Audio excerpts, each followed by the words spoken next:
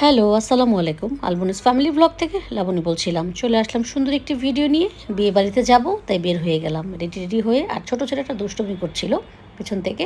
বড় ছেলেটা বরাবরই বলছিল, "মা চলো তোমার একটু ভিডিও করে দেই। কারণ সবাইকেই তুমি ভিডিও করো, আজকে তোমার ভিডিও আমিও করব। আর তোমার কাছে ভালো লাগছে।" আর আমি ওর পছন্দের শাড়িটা পরেছিলাম। অনেকগুলো শাড়ি আমি আসলে ট্রায়াল দিয়েছিলাম আমার ভাগ্নিকে আর আমার ছেলেকে দেখিয়েছিলাম। তো আমার ছেলে বলল, "মা বিয়ে বাড়িতে একটু গর্জিয়াসই ভালো।" তো যাই হোক, কিছুই করার নাই, একটু সুন্দর মতন সাজুগুজু করে আমি ওই তো এখন আমরা চলে যাচ্ছি।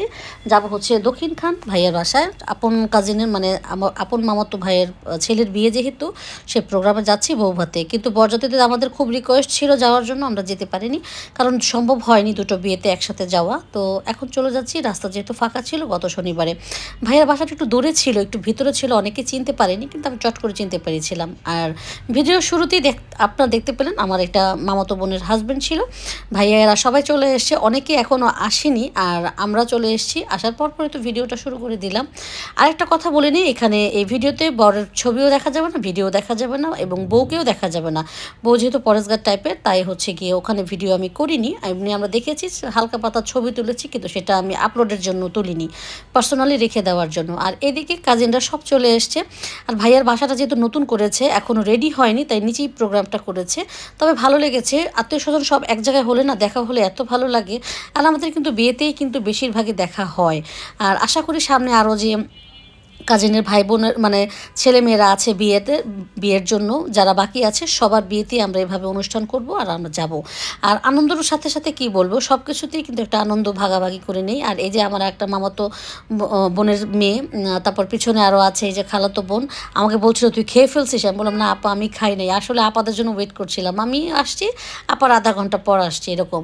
আর দেরি হচ্ছিল কারণ ওরা বাসা চিনতে পারছিল না। একটু ভিতরের দিকে তো ভাইয়ার বাসাটা, এবং ভিতরের দিকে ভাইয়াদের কাছে সুবিধা হয়, কিন্তু যারা আমরা নতুন এসেছি তাদের জন্য তো একটু অসুবিধা হয়ই। আর ভাইয়া যেহেতু নিজেদের বাড়ি করেছে এখানেই প্রোগ্রামটা করেছে, কোনো আমরা সেন্টারে যাওয়া হয়নি। সেন্টারে তো সবসময় খাই, তাই না? বাড়িতে না হয় একটু খেলাম আনন্দ উল্লাস করে। আমি আবারও বলছি, এখানে কাউকে দেখানো হবে না, মানে আমার আত্মীয় স্বজন যারা দেখবেন তাদেরকেই বলছি। যারা কাজিনরা আমার বিদেশে থাকে তারা অপেক্ষায় থাকে, বিয়ে মানেই লাবণী একটা ব্লগ করবে, সেই ব্লগটা আমরা দেখব।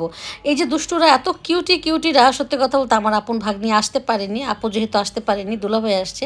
এই যে কাজিন আমার, এই যে দুলাভাই একটা খুব আনন্দ করছিল, এটা হচ্ছে খালাতো বোনের হাজবেন্ড, এই যে আমার খালাতো বোন, আর এই যে তার মেয়ে, আমার ছেলে, আমার মানে কাজিনের ওয়াইফ, মানে সব কিছু মিলিয়ে আমাদের আত্মীয় স্বজন সব এদিকে। ভিতরে আমি কোনো ছবি ভিডিও করিনি কারণ অন্যেরা খাচ্ছিল। এই যে আরেকটা আমার মানে ভাস্তি নিধি, এই যে ভাইয়া মানে মামাতো ভাই, সবার বড়, পুরীর একদম বড় ছেলে যাকে বলে।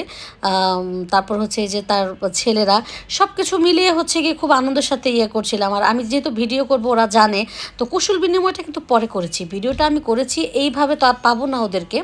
আর ওই যে দেখা যাচ্ছে আরও অনেক গেস্ট চলে এসছে আমার, আরও ভাসতে সবাইকে নিয়ে আসলে আনন্দ করে খাওয়া দাওয়া করেছি। যখন খালি হয়েছিল নিচে, তখন কিন্তু আমরা সবাই এক টেবিলে বসেছিলাম, খুব মজা করেছিলাম আসলে। আর ভাইয়ের বাসার উপরে গিয়ে আমরা একটু আড্ডা দিয়েছিলাম প্রথম দিকে, তারপরে নিচে নেমে এসে ওদের সাথে আড্ডা দিচ্ছিলাম। আজকে এই পর্যন্তই, আল্লাহ হাফেজ।